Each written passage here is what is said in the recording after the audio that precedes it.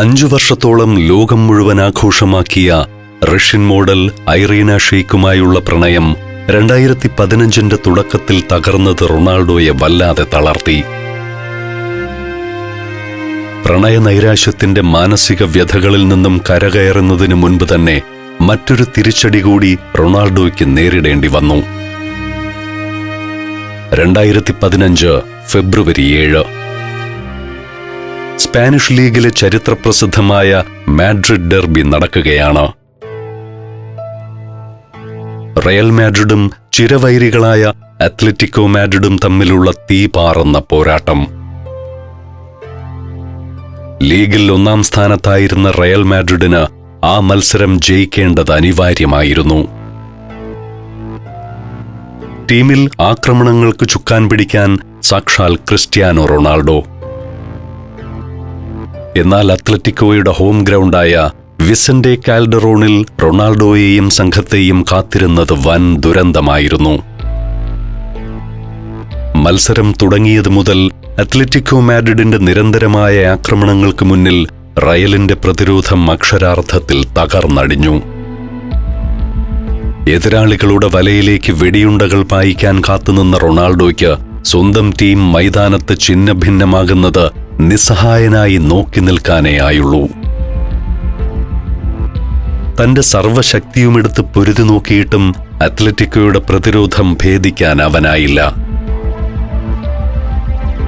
Football ലോകത്തെ മുഴുവൻ ഞെട്ടിച്ചുകൊണ്ട് 4-0 എന്ന സ്കോറിന് റയൽ മാഡ്രിഡ് തങ്ങളുടെ ബദ്ധശത്രുക്കൾക്ക് മുന്നിൽ നാണം കെട്ട തോൽവി ഏറ്റുവാങ്ങി. റൊണാൾഡോയെ സംബന്ധിച്ചിടത്തോളം മൈതാനത്തേറ്റ ഏറ്റവും വലിയ അപമാനങ്ങളിലൊന്നായിരുന്നു അത്. സ്വന്തം ടീമിന്റെ ഈ ദയനീയ പരാജയം ആ നായകനെ മാനസികമായി വല്ലാതെ തളർത്തി. പക്ഷേ സ്റ്റേഡിയത്തിന്റെ പടവുകളിറങ്ങി പുറത്തെത്തിയതോടെ അവൻ ആ വിഷമങ്ങളെല്ലാം മറക്കാൻ തീരുമാനിച്ചു. കാരണം അന്ന് രാത്രി അവനെ കാത്തിരുന്നത് അവന്റെ ജീവിതത്തിലെ ഏറ്റവും വലിയൊരാഘോഷമായിരുന്നു. 30-ാം ജന്മദിനം. യഥാർത്ഥത്തിൽ ഫെബ്രുവരി 5 നടക്കേണ്ടിയിരുന്ന ആ പാർട്ടി ഈ നിർണായക മത്സരത്തിന് വേണ്ടിയാണ് മാറ്റിവെച്ചത്. സുഹൃത്തുക്കളും കുടുംബാംഗങ്ങളും സഹതാരങ്ങളും നിറഞ്ഞ വേദിയിൽ വെച്ച് അവൻ തികച്ചുമൊരു സാധാരണ മനുഷ്യനായി മാറി. തന്റെ സങ്കടങ്ങളെല്ലാം ഉള്ളിലൊതുക്കി പ്രിയപ്പെട്ടവർക്കൊപ്പം പാട്ടുപാടിയും നൃത്തം വെച്ചും റൊണാൾഡോ ആ രാത്രി ആഘോഷമാക്കി. കൊളംബിയൻ ഗായകൻ കെവിൻ റോൾഡനൊപ്പം സ്റ്റേജിൽ കയറി റൊണാൾഡോ മൈക്കെടുത്ത് പാട്ടുപാടി. ആ സ്വകാര്യ നിമിഷങ്ങളെ അവൻ അത്രത്തോളം ആസ്വദിച്ചിരുന്നു. എന്നാൽ ആ രാത്രിയിൽ അങ്ങനെയൊന്ന് സംഭവിക്കുമെന്ന് ആരും പ്രതീക്ഷിച്ചിരുന്നില്ല, പ്രത്യേകിച്ച് റൊണാൾഡോ. തന്റെ ഈ സ്വകാര്യ നിമിഷങ്ങൾ ആ മതിലുകൾക്കുള്ളിൽ തന്നെ നിൽക്കണമെന്നായിരുന്നു അവൻ ആഗ്രഹിച്ചത്. പക്ഷേ പാർട്ടിയിൽ പാടാൻ വന്ന കെവിൻ റോൾഡൻ ആവേശത്തിൽ റൊണാൾഡോ ചിരിച്ചുല്ലസിച്ചു പാട്ടുപാടുന്ന ചിത്രങ്ങളും വീഡിയോകളും തന്റെ സോഷ്യൽ മീഡിയ അക്കൗണ്ടുകളിലൂടെ അന്ന് തന്നെ പുറത്തുവിട്ടു. റൊണാൾഡോയെ സംബന്ധിച്ചിടത്തോളം തികച്ചും അപ്രതീക്ഷിതമായൊരു നീക്കമായിരുന്നു അത്. ആ വീഡിയോകളെ മാധ്യമങ്ങൾ മറ്റൊരു രീതിയിലാണ് കൈകാര്യം ചെയ്തത്. തങ്ങളുടെ പ്രിയപ്പെട്ട ക്ലബ് ചിരവൈരികൾക്ക് മുന്നിൽ 4-0 തകർന്നു നാണം കെട്ടതിന്റെ സങ്കടത്തിൽ നിൽക്കുന്ന റയൽ മാഡ്രിഡ് ആരാധകർക്ക് മുന്നിലേക്ക് മാധ്യമങ്ങൾ ഈ ദൃശ്യങ്ങൾ ഇട്ടുകൊടുത്തു. റൊണാൾഡോയുടെ ജന്മദിനാഘോഷത്തെ ക്ലബിനോടുള്ള വഞ്ചനയായി അവർ ചിത്രീകരിച്ചു. ടീം ചരിത്രത്തിലെ വലിയൊരു നാണക്കേട് നേരിട്ട ദിവസം രാത്രി തന്നെ നായകൻ പാട്ടുപാടി ആഘോഷിക്കുകയാണോ എന്ന രീതിയിലുള്ള വാർത്തകൾ പുറത്തുവന്നു. സ്വന്തം ആരാധകർ പോലും ആ രാത്രിയോടുകൂടി റൊണാൾഡോയ്ക്കെതിരെ തിരിഞ്ഞു. പിറ്റേന്ന് പരിശീലന ഗ്രൗണ്ടിൽ വെച്ച് അവരവനെ കൂവി വിളിച്ചു. ഫുട്ബോൾ പണ്ഡിതന്മാർ റൊണാൾഡോയുടെ ക്ലബിനോടുള്ള പ്രതിബദ്ധതയെ പരസ്യമായി ചോദ്യം ചെയ്യാൻ തുടങ്ങി. ഈ വിവാദങ്ങൾക്ക് പിന്നാലെ ക്ലബിലെ അന്തരീക്ഷവും വഷളായി. സീസണിനൊടുവിൽ കളിക്കാരുടെ പ്രിയപ്പെട്ട പരിശീലകൻ കാർലോ അൻസലോട്ടിയെ മാനേജ്മെന്റ് പുറത്താക്കി. പകരം വന്ന പരുക്കൻ സ്വഭാവക്കാരനായ സ്പാനിഷ് കോച്ച് റാഫ ബെനിറ്റസുമായുള്ള റൊണാൾഡോയുടെ ബന്ധം ഒട്ടും നല്ലതായിരുന്നില്ല. ലോകത്തെ ഏറ്റവും മികച്ച ഫ്രീ കിക്ക് ടേക്കർമാരിൽ ഒരാളായ റൊണാൾഡോയെ എങ്ങനെ ഫ്രീ കിക്ക് എടുക്കണമെന്ന് ബെനിറ്റസ് പഠിപ്പിക്കാൻ ശ്രമിച്ചുവെന്ന വാർത്തകൾ സ്പാനിഷ് മാധ്യമങ്ങളിൽ തീ പടർത്തി. ഡ്രസ്സിംഗ് റൂമിലെ ഈ ശീതയുദ്ധം കാരണം റൊണാൾഡോ റയൽ മാഡ്രിഡ് വിടുകയാണെന്ന അഭ്യൂഹങ്ങൾ വരെ പുറത്തു വന്നു തുടങ്ങി. അഹങ്കാരിയെന്നും സ്വാർത്ഥനെന്നും മാധ്യമങ്ങൾ റൊണാൾഡോയെ നിരന്തരം മുദ്രകുത്തുമ്പോഴും ലോകം അധികമറിയാത്ത വലിയൊരു മനുഷ്യസ്നേഹി അവനിലുണ്ടായിരുന്നു.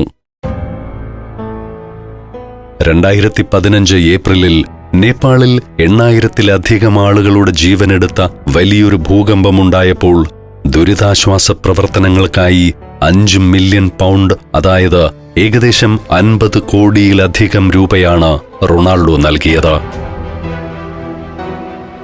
മാധ്യമങ്ങളെ വിളിച്ചുകൂട്ടിയോ പബ്ലിസിറ്റിക്ക് വേണ്ടിയോ ആയിരുന്നില്ല ആ തുക അയാൾ കൈമാറിയത്. തികച്ചും രഹസ്യമായി ആരുമറിയാതെ അവൻ ചെയ്ത ആ വലിയ സഹായം പക്ഷേ അധികകാലം മറച്ചുപിടിക്കാൻ കഴിയുമായിരുന്നില്ല. ദുരിതാശ്വാസ പ്രവർത്തനങ്ങൾക്ക് നേതൃത്വം നൽകിയ അന്താരാഷ്ട്ര സംഘടനകളിലൂടെയും വിദേശ മാധ്യമങ്ങളിലൂടെയും ആ രഹസ്യം വൈകാതെ പുറത്തുവന്നു. അങ്ങനെ ആ കാരുണ്യപ്രവൃത്തി അവനെ 2015 ലോകത്തിലെ ഏറ്റവും വലിയ ജീവകാരുണ്യ പ്രവർത്തകനായ കായിക താരമാക്കി മാറ്റി. പുറത്ത് വിവാദങ്ങൾ കൊടുമ്പിരിക്കൊള്ളുമ്പോഴും റൊണാൾഡോ തന്റെ ഹൃദയത്തിലെ നന്മ കാത്തു സൂക്ഷിച്ചു. കളിക്കളത്തിന് പുറത്തെ ആ സൗമ്യത മൈതാനത്ത് അവനിൽ നിന്നും പ്രതീക്ഷിക്കാൻ കഴിയില്ലായിരുന്നു. വിവാദങ്ങൾക്കും വിമർശനങ്ങൾക്കും മറുപടി നൽകാൻ വൈകാരികമായി പ്രതികരിക്കുന്നതിന് പകരം തികഞ്ഞ പ്രൊഫഷണലിസത്തോടെ തന്റെ പോരാട്ടവീര്യം ഉയർത്താനായിരുന്നു റൊണാൾഡോ തീരുമാനിച്ചത്. 30-ാം വയസ്സിലേക്ക് കടന്നതോടെ മുൻ വർഷങ്ങളിൽ തന്നെ വേട്ടയാടിയ കാൽമുട്ടിലെ പരിക്കുകളെ അതിജീവിക്കാൻ റൊണാൾഡോ തന്റെ കളിശൈലിയിൽ നിർണായകമായ മാറ്റങ്ങൾ വരുത്തി. മൈതാനത്തുടനീളം ഓടി നടക്കുന്ന ഒരു വിങ്ങർ എന്നതിലുപരി പെനാൽറ്റി ബോക്സിനുള്ളിൽ അവസരം കാത്തുനിൽക്കുന്ന ഏറ്റവും അപകടകാരിയായ ഒരു സ്ട്രൈക്കറായി അവൻ സ്വയം രൂപാന്തരപ്പെടുകയായിരുന്നു. കാൽമുട്ടിലെ സമ്മർദ്ദം കുറയ്ക്കാൻ ഭക്ഷണക്രമത്തിൽ മാറ്റങ്ങൾ വരുത്തി ശരീരഭാരം കുറച്ചു. കഠിനമായ പരിശീലനത്തിന് ശേഷം പുലർച്ചെ പോലും റിക്കവറിക്കായി ഐസ് ബാത്തിലും അവൻ സമയം ചെലവഴിച്ചു. തന്റെ ശരീരത്തെ ഒരു യന്ത്രം പോലെ അവൻ പരുവപ്പെടുത്തിയെടുത്തു. ആ കഠിനമായ തയ്യാറെടുപ്പുകളുടെ ഫലം വൈകാതെ ഫുട്ബോൾ ലോകം കണ്ടു.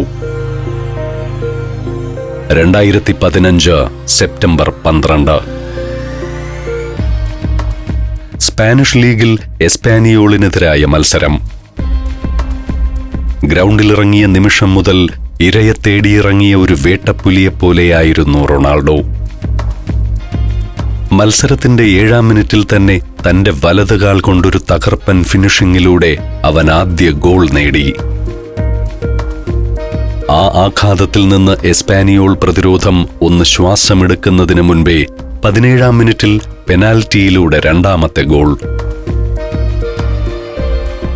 വെറും 3 മിനിറ്റുകൾക്ക് ശേഷം 20-ാം മിനിറ്റിൽ വീണ്ടും റൊണാൾഡോ വലകുലുക്കി. വെറും 20 മിനിറ്റിനുള്ളിൽ അവിശ്വസനീയമായ ഹാട്രിക് അവൻ നേടി. എതിരാളികളോട് യാതൊരു ദയയും കാണിക്കാൻ അവൻ തയ്യാറായിരുന്നില്ല. ഒന്നിനു പുറകെ ഒന്നായി എസ്പാനിയോൾ വലയിലേക്ക് റൊണാൾഡോ വെടിയുണ്ടകൾ പായിച്ചുകൊണ്ടിരുന്നു. 2ാം പകുതിയിലും തന്റെ വേട്ട തുടർന്ന അവൻ അന്ന് അക്ഷരാർത്ഥത്തിൽ മൈതാനത്ത് നിറഞ്ഞാടുകയായിരുന്നു. ആ ഒരൊറ്റ മത്സരത്തിൽ എതിരില്ലാത്ത 5 ഗോളുകളാണ് റൊണാൾഡോ അടിച്ചുകൂട്ടിയത്.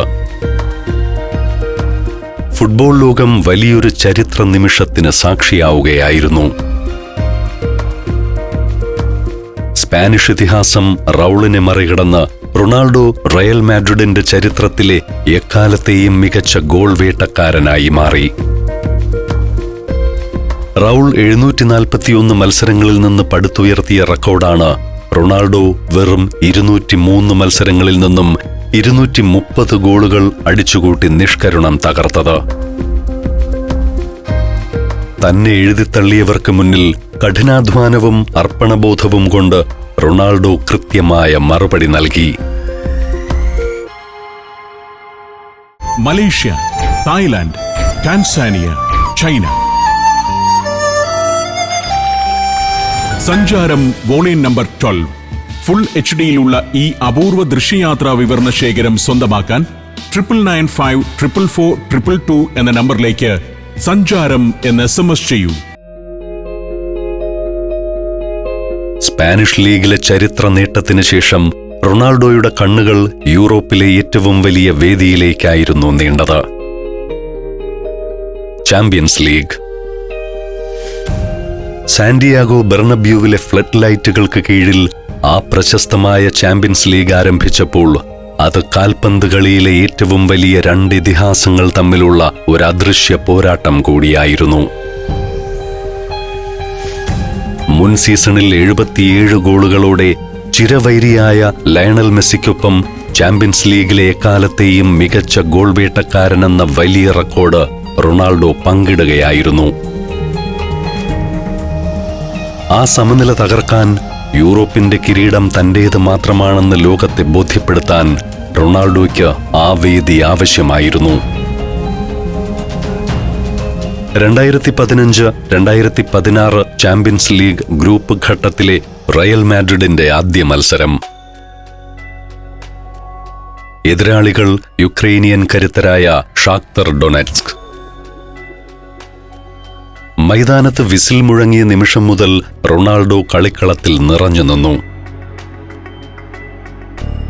ആദ്യ പകുതിയിൽ തന്നെ റയൽ മാഡ്രിഡ് ലീഡ് നേടിയിരുന്നെങ്കിലും എല്ലാവരുടെയും കണ്ണുകൾ ആ 7-ാം നമ്പറുകാരനിലേക്കായിരുന്നു. ഒടുവിൽ മത്സരത്തിന്റെ 55-ാം മിനിറ്റിൽ റൊണാൾഡോ കളിക്കളത്തിൽ അത്ഭുതം സൃഷ്ടിച്ചു തുടങ്ങി. റയലിന് അനുകൂലമായി ലഭിച്ച ഒരു പെനാൽറ്റി കിക്ക് എടുക്കാൻ അവൻ പന്തിനരികിലെത്തി. ഗ്യാലറി ഒന്നടങ്കം ശ്വാസമടക്കി പിടിച്ചു നിൽക്കെ യാതൊരു പിഴവുമില്ലാതെ റൊണാൾഡോ വലകുലുക്കി. സ്റ്റേഡിയം ആർത്തിരമ്പി.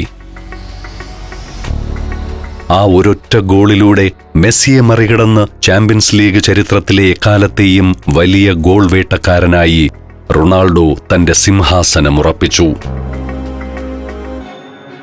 എന്നാൽ അവിടെ നിർത്താൻ അവൻ ഒരുക്കമായിരുന്നില്ല. 63-ാം മിനിറ്റിൽ വീണ്ടും അവന്റെ വലങ്കാലിൽ നിന്നും പന്ത് ഗോൾ വലയ്ക്കുള്ളിലേക്ക് പാഞ്ഞു ചെന്ന് പതിച്ചു. ഒടുവിൽ 81-ാം മിനിറ്റിൽ പോസ്റ്റിനു മുന്നിലേക്ക് വന്ന ഒരു പന്ത് അതിമനോഹരമായ ഹെഡറിലൂടെ വലയിലെത്തിച്ച് റൊണാൾഡോ ഹാട്രിക് പൂർത്തിയാക്കി. മെസ്സിക്കൊപ്പം പങ്കിട്ടിരുന്ന ആ വലിയ റെക്കോർഡ് അവിശ്വസനീയമായ ഹാട്രിക്കിലൂടെ റൊണാൾഡോ തന്റെ പേരിൽ എഴുതി ചേർത്തു. കളിക്കളത്തിനു പുറത്തും റൊണാൾഡോ ലോകത്തെ വലിയ ബ്രാൻഡായി അതിവേഗം വളരുകയായിരുന്നു. 2015-ൽ ലോകത്തേറ്റവും കൂടുതൽ വിറ്റഴിക്കപ്പെട്ട ഫുട്ബോൾ ജേഴ്സികളിൽ ലയണൽ മെസ്സിയുടെ 10-ാം നമ്പറിന് തൊട്ടു പിന്നിലായി റൊണാൾഡോയുടെ റയൽ മാഡ്രിഡ് 7-ാം നമ്പർ ജേഴ്സി 2-ാം സ്ഥാനത്തുണ്ടായിരുന്നു. ഫുട്ബോളിന്റെ അതിരുകൾ കടന്ന് ഒരു ഗ്ലോബൽ ഐക്കണായി അവൻ മാറി. ആ വർഷം സെപ്റ്റംബറിൽ ഈഡൻ പെർഫ്യൂംസുമായി ചേർന്ന് റൊണാൾഡോ തന്റെ സ്വന്തം പെർഫ്യൂം ബ്രാൻഡായ ലെഗസി വിപണിയിലിറക്കി. അധികം വൈകാതെ നവംബർ 9-ന് ഫുട്ബോൾ ലോകം മറ്റൊരു വലിയ റിലീസിന് സാക്ഷ്യം വഹിച്ചു. പ്രശസ്ത സംവിധായകൻ ആന്റണി വോങ്കെ റൊണാൾഡോയുടെ ജീവിതത്തെയും കരിയറിനെയും ആസ്പദമാക്കി തയ്യാറാക്കിയ റൊണാൾഡോ എന്ന ഡോക്യുമെന്ററി ഫിലിം ലോകമെമ്പാടും റിലീസ് ചെയ്തു. നിരന്തരം തന്നെ വേട്ടയാടുന്ന മാധ്യമങ്ങൾക്കും വിമർശകർക്കും മുന്നിൽ തന്റെ യഥാർത്ഥ ജീവിതം, കടന്നുവന്ന കനൽ വഴികൾ, ഒരു പിതാവെന്ന നിലയിലുള്ള തന്റെ അനുഭവങ്ങൾ എന്നിവ ആ സിനിമയിലൂടെ ലോകത്തിനു മുന്നിൽ തുറന്നു കാട്ടാൻ റൊണാൾഡോയ്ക്കായി. വർഷങ്ങളായി ലോകം മുഴുവൻ ചോദിച്ചുകൊണ്ടിരുന്ന ആ ചോദ്യം വീണ്ടും ഉയർന്നു വന്നു. ആരാണ് ക്രിസ്ത്യാനോ ജൂനിയറിന്റെ യഥാർത്ഥ അമ്മ? എന്നാൽ മാധ്യമങ്ങളുടെ വേട്ടയാടലുകൾക്ക് മുന്നിൽ റൊണാൾഡോ ഒട്ടും പതറിയില്ല. എന്റെ മകന് ഒരമ്മയുടെ കുറവില്ല, അവന് ഞാനുണ്ട്. അവന്റെ അമ്മ ആരാണെന്ന സത്യം ഞാൻ അവനോട് മാത്രമേ പറയൂ. മറ്റാരോടും അത് പറയാൻ ഞാൻ ഉദ്ദേശിക്കുന്നില്ല എന്ന് പ്രഖ്യാപിച്ചുകൊണ്ട് ഒരു കാവൽക്കാരനെപ്പോലെ അവൻ തന്റെ കുടുംബത്തെ ചേർത്ത് പിടിച്ചു. ഈ വൈകാരികമായ നിമിഷങ്ങൾക്കിടയിലും പുതിയൊരു വിവാദം റൊണാൾഡോയെ തേടിയെത്തി. 2015 അവസാന മാസങ്ങളിൽ അയാൾ നടത്തിയ ചില സ്വകാര്യ യാത്രകൾ സ്പാനിഷ് മാധ്യമങ്ങളിൽ വലിയ കോളിളക്കം സൃഷ്ടിച്ചു. പരിശീലനം കഴിഞ്ഞയുടനെ തന്റെ പ്രൈവറ്റ് ജെറ്റിൽ റൊണാൾഡോ മൊറോക്കോയിലേക്ക് നടത്തിയ യാത്രകളായിരുന്നു വിവാദത്തിന് കാരണം. പ്രശസ്ത കിക്ക് ബോക്സിംഗ് താരവും അടുത്ത സുഹൃത്തുമായ ബാദർ ഹരിയെ സന്ദർശിക്കാനായിരുന്നു ആഴ്ചയിൽ 3-4 തവണ മൊറോക്കോയിലേക്ക് അവൻ പറന്നത്. ഈ നിരന്തരമായ യാത്രകളും രാത്രി വൈകിയുള്ള മടങ്ങിവരവും റൊണാൾഡോയുടെ ആരോഗ്യത്തെയും കളിക്കളത്തിലെ പ്രകടനത്തെയും ബാധിക്കുന്നുവെന്നാരോപിച്ച് മാധ്യമങ്ങൾ അവനെ രൂക്ഷമായി വിമർശിച്ചു. അതിനു പിന്നാലെ ബാദർ ഹരി റൊണാൾഡോയെ എടുത്തുയർത്തി നിൽക്കുന്ന ഒരു ചിത്രം just married, always there to pick you up bro എന്ന തലക്കെട്ടോടെ റൊണാൾഡോ തന്നെ സമൂഹ മാധ്യമങ്ങളിൽ പങ്കുവച്ചു. ഐറീന ഷെയ്ഖുമായുള്ള പ്രണയ തകർച്ചയ്ക്ക് ശേഷം റൊണാൾഡോയുടെ ജീവിതത്തിലുണ്ടായ ഈ പുതിയ ബന്ധത്തെ പാപ്പരാസികൾ മറ്റൊരു രീതിയിലാണ് കണ്ടത്. ഫ്രഞ്ച് ടെലിവിഷൻ ഷോയായ ടൂഷ്പ അമോൺ സ്പോർട്ടിൽ വെച്ച് അവതാരകനായ ഡാനിയൽ റിയോളോ നടത്തിയ ഒരു പരാമർശം ഫുട്ബോൾ ലോകത്ത് വലിയ സ്ഫോടനമുണ്ടാക്കി. റൊണാൾഡോയും ബാദർ ഹരിയും തമ്മിലുള്ളത് കേവലം സൗഹൃദമല്ലെന്നും അതൊരു രഹസ്യ ഗേ ബന്ധമാണെന്നും ഡാനിയൽ പരസ്യമായി ആരോപിച്ചു. ഈ ആരോപണങ്ങൾക്കൊപ്പം തന്നെ ബാദർ ഹരിയുമായുള്ള ചങ്ങാത്തം റയൽ മാഡ്രിഡ് മാനേജ്മെന്റിനെയും ഭയപ്പെടുത്തിയിരുന്നു. കാരണം 2007 K1 ഹെവി വെയ്റ്റ് ചാമ്പ്യനായിരുന്ന ബാദർ ഹരിക്ക് പുറത്തത്ര നല്ലൊരു പ്രതിച്ഛായയായിരുന്നില്ല ഉണ്ടായിരുന്നത്.